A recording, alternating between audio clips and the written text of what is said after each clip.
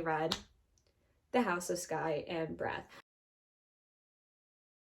Hello readers, welcome back. I'm Booktrovert Reader. This is your only warning that this will have spoilers.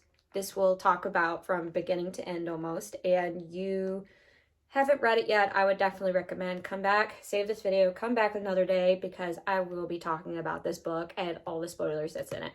So I finally got around to reading that this year, about 15 days out from A House of Flame and Shadow, CC3, being released. I knew I needed to finally read this. This book was spoiled for me. I'm not gonna lie. I so happened to read a spoiler and they didn't, like, tell me that it was a spoiler, so I found out before reading this what the ending is about. Did it still surprise me how it went down? Yes, I enjoyed that, but I just kind of wish I went in not knowing it, but it is what it is at this point. I certainly enjoyed this a lot more than The House of Earth and Blood. Reason being is because of the fact that this had multiple POVs of Therian, Rune, and Hunt, and well as Bryce. I felt like there were so many different storylines going on with their perspectives and with other characters that were involved with this story that it added a lot more depth to the story and the plot. I always struggle with pacing when it comes to books. Sometimes, and a lot of times for me anyways, is that there's always like this dry spell to me that makes it super hard for me to get through, and it's usually between 60 and 80% of the book. And once I get through it, I'm fine. And from what I remember from the Earth and Blood, that it was really kind of almost not boring. I wouldn't say boring, but it was hard to get through until the last 200 pages. But this one, to me, I enjoyed it from the very beginning to the very end, which is really good. When I first started this, it did seem like the prologue is about Sophie, who is a rebel, who it kind of reminded me of an X-Men movie. So I was kind of confused for a second there because of her powers and what was happening at the moment.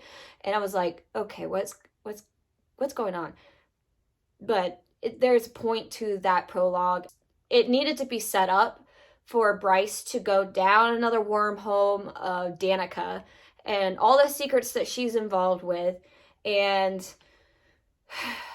and the plot going as the way it did. I felt like it was slightly unnecessary with Sophie and Bryce and Hunt and all of them hunting down Sophie's brother, who supposedly they thought it was a Thunderbird, and it wasn't. I understood why it was in there, but I felt like it was a necessary part of the plot. That said, with Danica, let's talk about Danica, because it seems like she went down another wormhole of I have a lot of secrets that I didn't tell Bryce situation. And I'm like, how many more secrets can this woman have that kept from Bryce? Because I wrote it down, like some of the secrets, and definitely let me know below in the comments if I forgot something. So Danica is a bloodhound. She's somewhat involved with the rebels. She's been going behind everyone's backs, looking into ancestral shapeshifters and finding a way to portal through other worlds. And Danica had a mate. Like, seriously, like, how many more secrets does this girl have? She put a horn on Bryce's back, got it tattooed on her without telling her, and all this stuff. And it's just crazy about how many things that Danica is hiding from Bryce.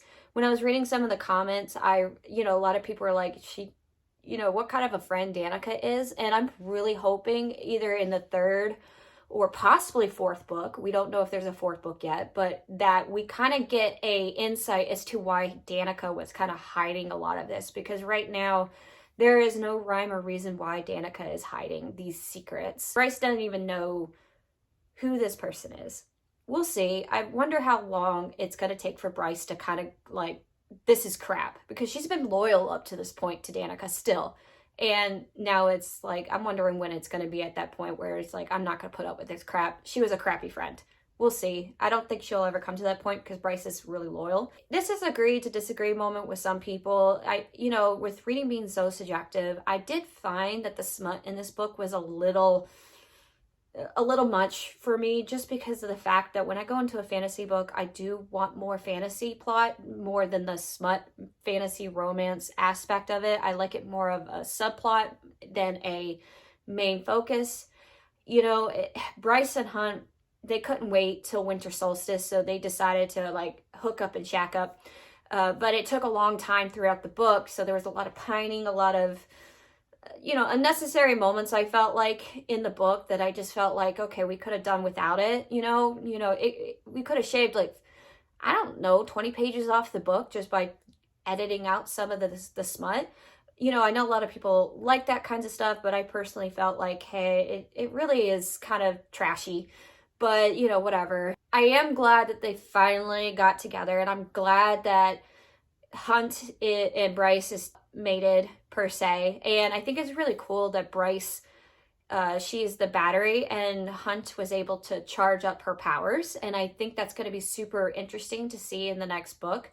The big plot twist that happened the last 50 pages was that not only did Bryce teleport or hop worlds to Perithian, finally him and Rune finally got captured. And this guy, I can't remember his name anymore. I was like in the middle of the book, even this guy, I was like, who is this guy? And I have no idea who this guy is, but he's a bad guy apparently. And basically, instead of killing him, I think he probably disconnected the mating bond that's between Bryce and Hunt.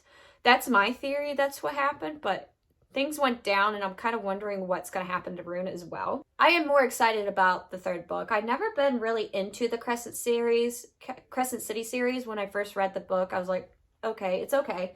But when I read the second one, I really got into the series because I think I like the multi-universe thing that's going on, and a lot of things are connected. So I'm looking forward to the third book being released on January 30th.